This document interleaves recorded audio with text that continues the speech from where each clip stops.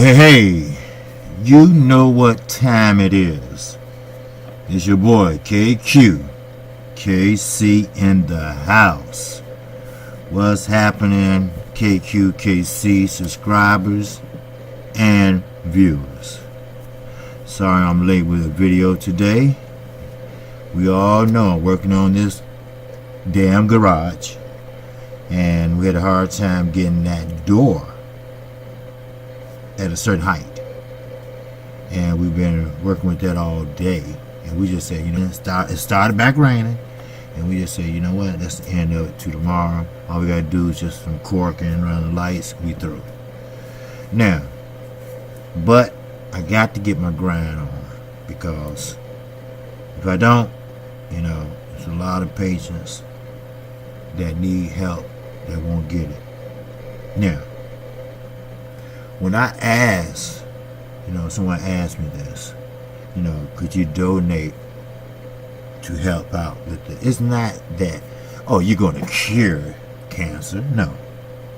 And, of course, you're not going to pay for the chemotherapy.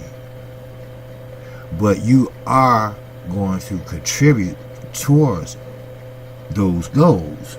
And also, a lot of cancer patients don't have insurance, and a lot don't have jobs.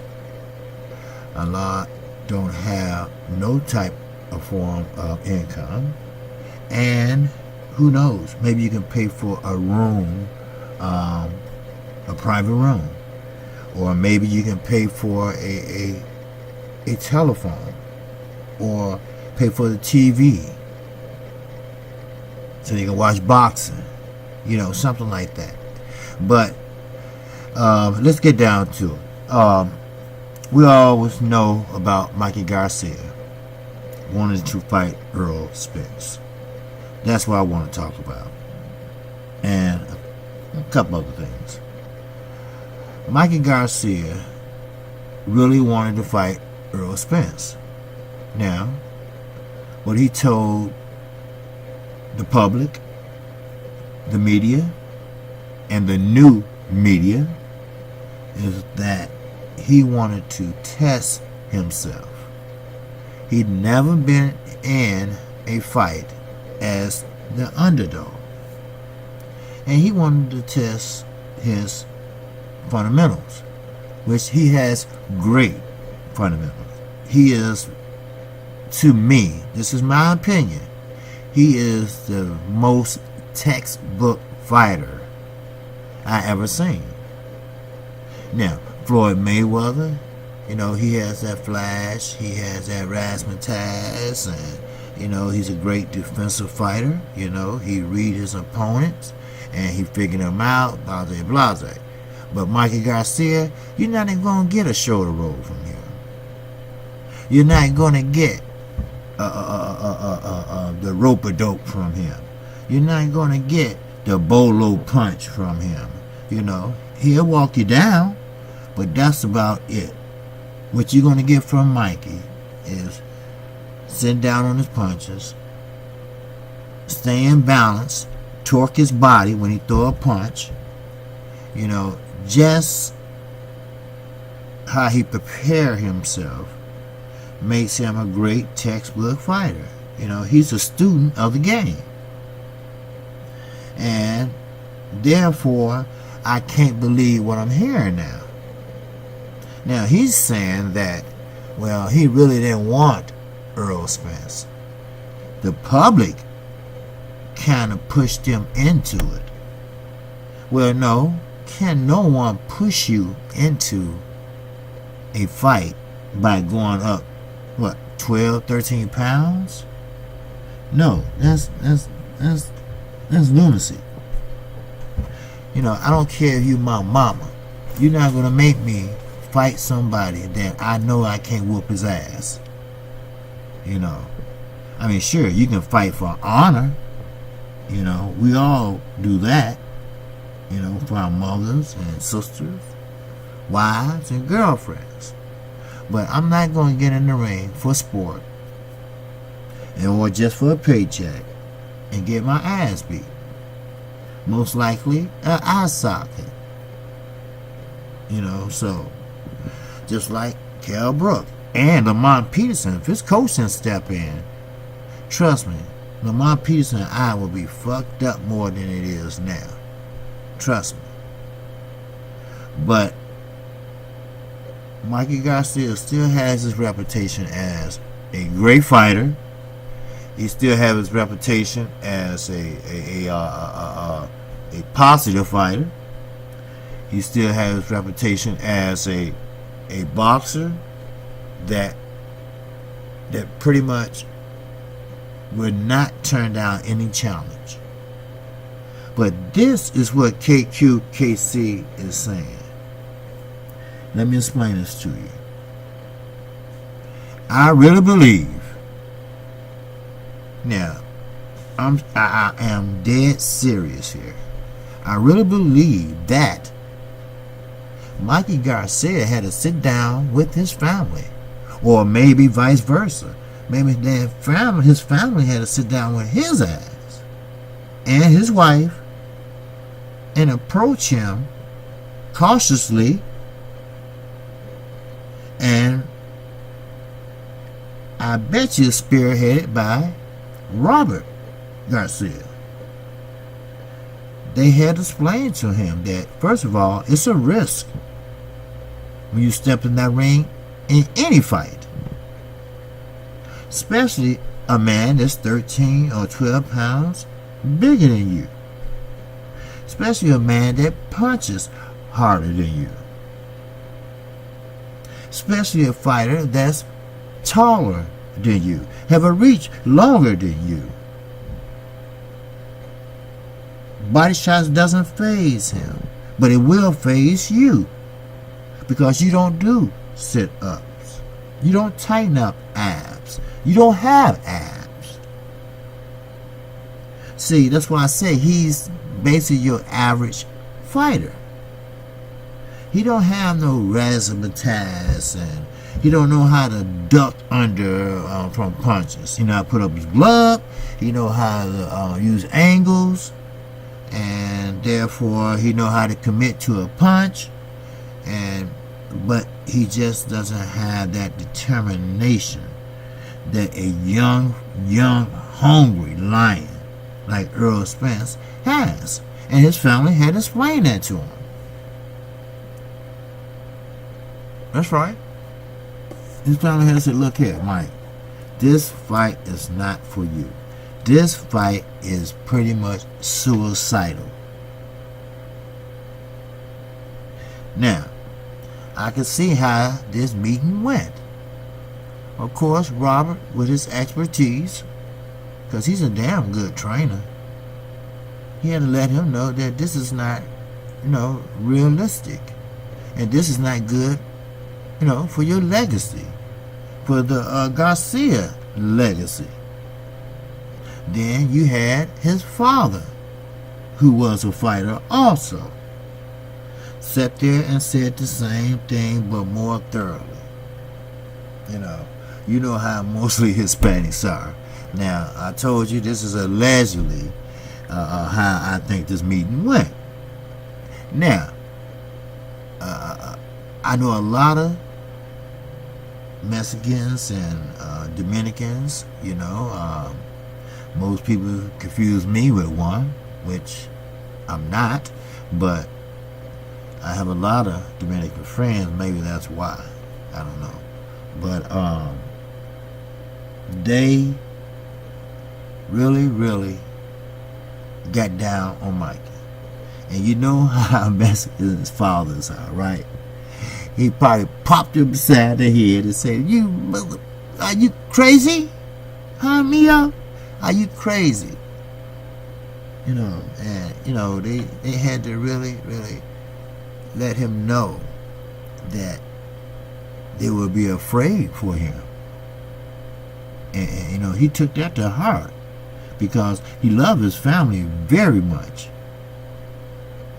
And if he had to eat crow, let him eat crow. Hey, he changed his mind. He has that right. He promotes his own self. He don't have a promoter. If he don't want to fight, he don't have to fight.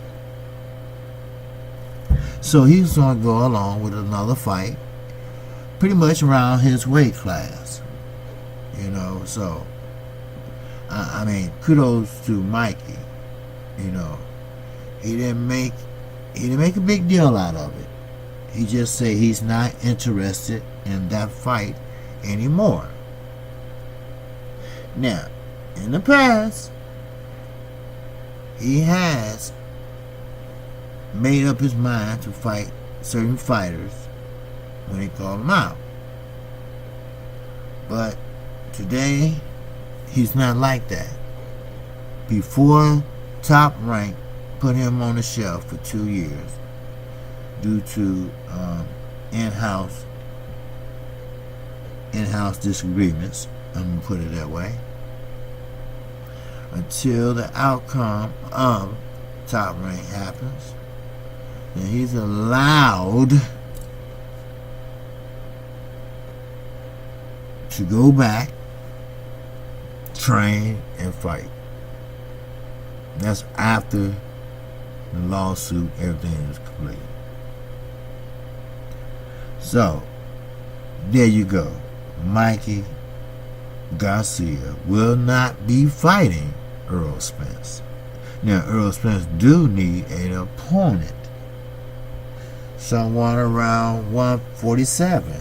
Matter of fact, he can fight everybody else doing it. Shit. He might as well fight 154, then come on back down to 147, just to see where he at, with that 154. It doesn't matter. Just somebody that, like a Peter Quillen. Someone like that. Because he used to spar bigger guys anyway. But I'm not a matchmaker. Put it that way. Like Charlo always say, hey, I'm not a matchmaker. Hey, we can make this fight happen. You undefeated, right? You know everything about me. Oh, I do? That's where Demetrius Andre was begging for a fight. But anyway, he's probably still begging now.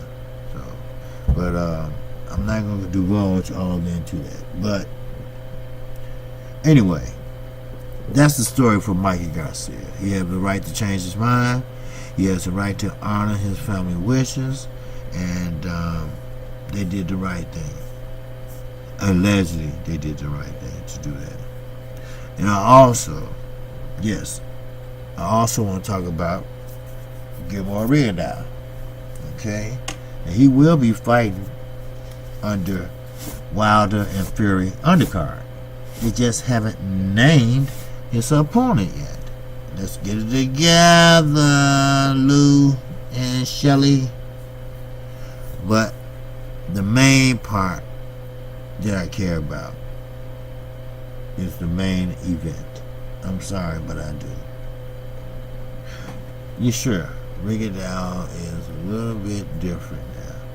Looks like he's more mature now. It seems like he's more focused now. Sure, he took the fight. Yes, he took the fight. And the reason why I believe he took the fight was for the money. Because Lomachenko, first of all, was too big for Rigondeaux. He knew that. Top Rank, they knew that. And they knew he was going to win. Now, in order to fight for the WBO, or any sanctioned body, you have to keep it real and simple. That's all. Just keep it real and simple. You sign with Al HAYMON. Gilmore Rigondeaux signed with Al HAYMON. Good move or bad move? Well, I would say that was a good move, because Al's gonna let you fight at your fight weight. I mean, sure, you rehydrate up before a foul. Everybody knows that if you mess up, do a training camp. I mean, even during training camp, they do drug testing. Mess up just one time, that fight is potentially off. Or you lose your belt. Or you get stripped.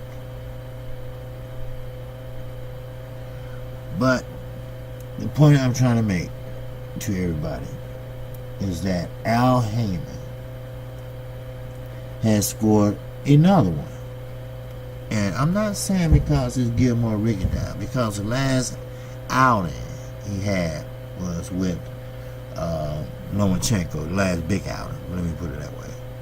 And sure, he quit on the stool and everything, lack of confidence, lack of trainers, whatever. So Al HAYMON bought out his contract, very generous brother. So now he signed a contract with Al HAYMON. Now, I don't know how much and how long.